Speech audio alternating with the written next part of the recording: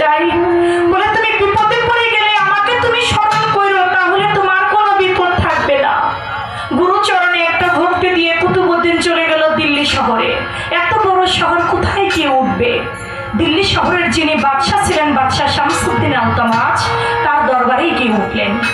উঠা মাত্র 1 মাস হয়ে গেছে, খাজা বাবার নামের উপরে হাজার হাজার মুরিদ হয়ে গেছে কুতুবউদ্দিনের হাতে। কিছু সংখ্যক লোক ছিল যারা খাজা বাবাকে বিশ্বাস করত না, যারা কুতুবউদ্দিনকে বিশ্বাস করত না, তারা 7 থেকে 8 জন বড় বড় নেতারা এক জায়গার মধ্যে বসে তারা বলতেছে যেমন করেই হোক খাজা বাবার ভক্ত কুতুবউদ্দিনকে আলতামাজের দরবার হতে তাড়াইতে হবে। বলে কেন তাড়াবো? বলে যেমনি ভাবে ইসলাম প্রচার করতেছে, মানুষকে বায়াত করাইতেছে, মুরিদ করাইতেছে, এমনি ভাবে যদি আর কিছুদিন চলে আমাদের যে বাপ দাদার ধর্ম আছে তা নষ্ট হয়ে যাবে, তা আর থাকবে না। যেমনি হোক কুতুবউদ্দিনকে তাড়াইতেই হবে। 6 থেকে 7 জনের মধ্যে একজন লোক বলে আমি জানি কেমন করে তাড়াতে হয়। বলে কেমন করে? বলে অমুক একটা পতিতালয় আছে, আর পতিতালয়ে সুন্দরী একটা নারী আছে, ওই নারীটাকে দিয়ে যদি কোনো মিথ্যা প্রবঞ্চনা করানো যায় তাহলে কুতুবউদ্দিনকে তাড়ানো অনেক সহজ হয়ে যাবে। চলে গেল পতিতালয়ে। পতিতালয়ে গিয়ে দেখে সুন্দরী একটা নারী, কিন্তু তিনি 5 মাসের অন্তঃসত্ত্বা। যাই বলে হে সুন্দরী নারী, তোমাকে একটা কাজ করে দিতে হবে। বলে ভাই রে, আমি কি কাজ করব? আমি 5 মাসের অন্তঃসত্ত্বা। বলে তুমি 5 মাসের অন্তঃসত্ত্বা, এর জন্যই তোমাকে আমাদের দরকার। বলে কি দরকার? বলে তুমি একটা ব্যক্তির নামে একটা মিথ্যা কথা বলবা। বলে কার নামে? বলে খাজা বাবার একজন ভক্ত কুতুবউদ্দিন বখতিয়ার কাকি, তার নামে। বলে কি মিথ্যা কথা বলবো? বলে বলবে তোমার সাথে ভালোবাসার সম্পর্ক করে তোমার গর্ভের মধ্যে একটা সন্তান ধারণ করছে, এই সন্তান এখন কুতুবউদ্দিন স্বীকার করে না। বলে এই বিচারটা আমি কোথায় গিয়ে দিব? বলে বাদশাহ আলতামাজের দরবারে দিবে। এমন অবস্থায়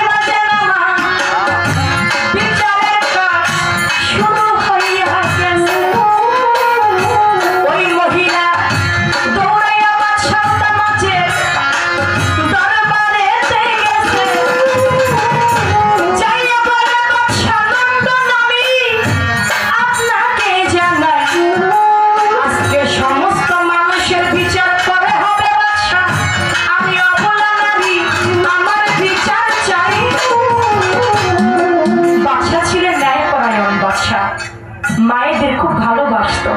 বলে বলো মা, তুমি কি বিচার নিয়ে এসেছো? বলে বাদশা রে, তুমি আমার দিকে লক্ষ্য করে তাকিয়ে দেখো, আমার সাথে একজন লোক ভালোবাসার সম্পর্ক করে আমার গর্ভের মধ্যে একটা সন্তান ধারণ করছে, এই সন্তানটা এখন সে স্বীকার করে না বাদশা। আমি এই বিচারটা আপনার দরবারে দিলাম। বলে সেই লোকটা কি আমার এই দরবারে আছে? আছে। বলে সেই লোক যদি আমার দরবারে থাকে, আমি তো দিল্লির বাদশাহ, আমি দাঁড়িয়ে কথা দিলাম তার উপযুক্ত সাজা না দিয়ে আমি আমার এই চেয়ারে বসবো না। বলো মা, কে তোমার এত বড় সর্বনাশ করছে? বলে আর কেউ না বাদশাহ, তুমি যাকে গুরু রূপে তোমার হৃদয়ের আসনে বসিয়েছ, তুমি যাকে ডান পাশে চেয়ারে বসিয়েছ, সে আর কেউ নয় তোমার মুর্শিদ কুতুবউদ্দিন বখতিয়ার কাকি। কয় আমার দয়ের এত বড় পাপ কাজ করছে? কয় পাপ করছে? কয় মহিলা সাবধানে কথা বলো, তোমার কোনো সাক্ষী আছে? ওই 7 জন লোক দাঁড়িয়েছে, আমরা এর সাক্ষী। বলে কি দেখেছো? বলে প্রতিদিন রাত্রে বেলা দেখেছি আপনার দয়াল কুতুবউদ্দিন ওই মহিলার বাড়িতে যাওয়া আসা করতো। কি হয়েছে না হয়েছে ভরা সবাই এত কিছু বলা যাবে না, সাক্ষী পেয়ে গেছে। বাদশাহ তো বিচার করতে হবে। বাদশাহ গুরুকে বলে কুতুবউদ্দিন, আমি খাজা বাবাকে বিশ্বাস করে তোমার হাতে হাত রেখে আমি বায়াত গ্রহণ করেছিলাম, আমার মনে হয় তুমি গুরু আমার সঠিক গুরু না। তুমি আমার দরবার হইতে এই মুহূর্তে চলে যাবে, আর কোনোদিন আসবে না, তোমার মুখ আমি দেখতে চাই না, এটাই তোমার জন্য বড় সাজা। তুমি আমার দরবার থেকে এই মুহূর্তে চলে যাও। ভক্ত তারাই দেয় আমার না করছেন রে, ভক্ত তারাই দেয় আমার জব্বার চাঁদে, ভক্ত তারাই দেয় আমার সচিব চাঁদে। দয়াল কুতুবউদ্দিন কুতুবউদ্দিন সহ্য করতে পারে না, চেয়ার থেকে উঠে দাঁড়াইলো। দাঁড়াই আস্তে আস্তে করে সামনের দিকে, বাবার পা চলে না, মাটির মধ্যে বৈশা কুতুবউদ্দিনের দিকে তাকাইয়া কয়, কুতুবউদ্দিন, আলতামাজের দিকে তাকায় কয়, আলতামাজ, তুই না দিল্লির একজন বাদশাহ, আজকে 60 জন লোক সাক্ষী দ্বারা আমি আর তোর গুরু আমাকে তুই বিশ্বাস করলি না, আমার তুই দরবার থেকে দাঁড়াই দিতেছিস। বাদশাহ, এত বড় পাপ কাজ আমি করছি কিনা আমারও তো একটা সাক্ষী থাকতে পারে রে বাদশাহ। তুই তো আমার কাছে আমার একটা সাক্ষী চাইলি না। বাদশাহ রে, তুই কি আমার একটু সময় দিবি? আমি আমার বাদশাহ, আমি আমার সাক্ষীকে হাজির করতাম। কুতুবউদ্দিনের কথা শুনে আলতামাজ বলে, ঠিক আছে, তুমি তোমার সাক্ষীকে হাজির করো। বিপদে পড়ে নিদানে পড়ে ডাকি আমার খাজা বাবাকে। পথের কাঙ্গাল করলি তুই আমার, দয়াল ঘরের বাহির করলি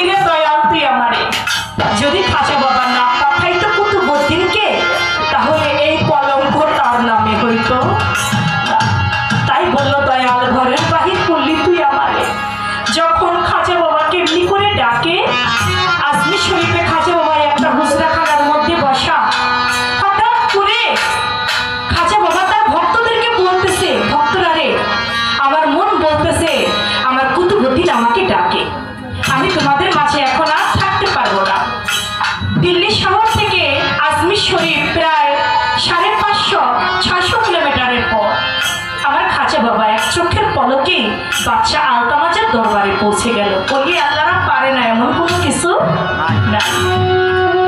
এজন্য বলছিলাম আমার গুরু সব জানে। গুরু যিনি তিনি তো সবই জানে। আমি ব্যক্তি কাজল দেওয়ানের কথা বলি নাই, আমি আমার গুরুর কথাই বলেছি। আমার গুরু সব জানে। এটা যদি আমার মধ্যে বিশ্বাস না থাকে আমি তো ভক্তই হইতে পারবো না। তাই বললাম চোখের পলকের মধ্যে আলতামাজের দরবারে চলে আসলো। এসে দেখে কুতুবউদ্দিন মাটির মধ্যে বসা। কয় বাবা, আমার মন বলতেছিল তুমি আমি খাজা বাবা বলে তুমি আমাকে ডাকছো। বাজান এই দরবারে এত লোক কেন? তুমি মাটিতে বসা, তোমার চোখের মধ্যে পানি, কি হয়েছে তোমার?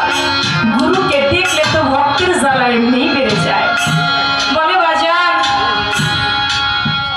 আজ তুমি ছাড়া আমার বড় সাক্ষী নাই। তুমি নিদানের কান্ডারি, তুমি বহুপারের কান্ডারি, তুমি পরপারের কান্ডারি।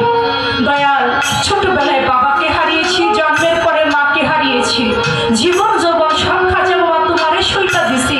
তুমি ছাড়া বড় সাক্ষী কেউ নাই।